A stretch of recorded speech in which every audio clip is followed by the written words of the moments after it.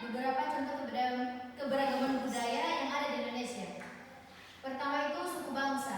Di Indonesia itu ada beberapa suku bangsa seperti Pulau Jawa, pulau apa lagi? Makassar, Bali, apa lagi? Jakarta. Oh, iya. Sudah tahu berarti. Terus bahasa di Indonesia itu memiliki lebih dari 700 bahasa daerah. Misalnya orang di Jawa berbicara dengan bahasa Jawa, orang di Bali berbicara dengan bahasa Bali, dan orang Aceh berbicara dengan bahasa Aceh. Berarti kalau kita berbicara dengan bahasa Tommy? Ya. Oke.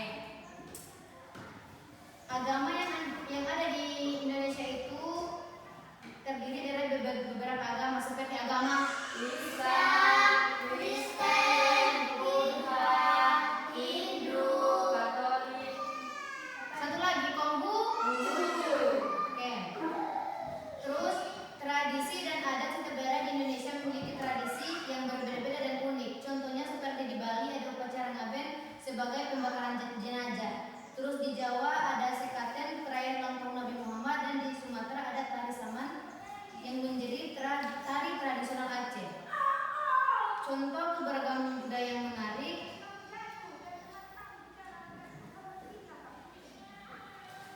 Budaya yang menarik, pertama pakaian adat. Kalau kita pakaian adatnya kita pakaian apa?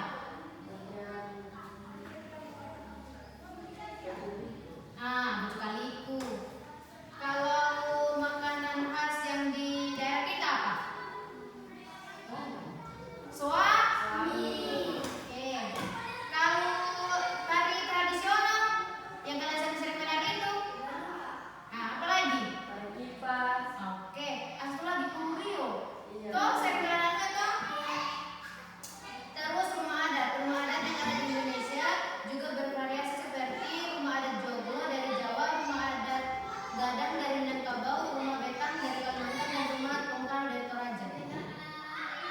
Jadi toh kalau misalkan kalian ketemu dengan orang yang agama Kristen toh, jangan kalian bilang, "Ih, agama Kristen," tidak, kalian sampai saja tidak apa-apa.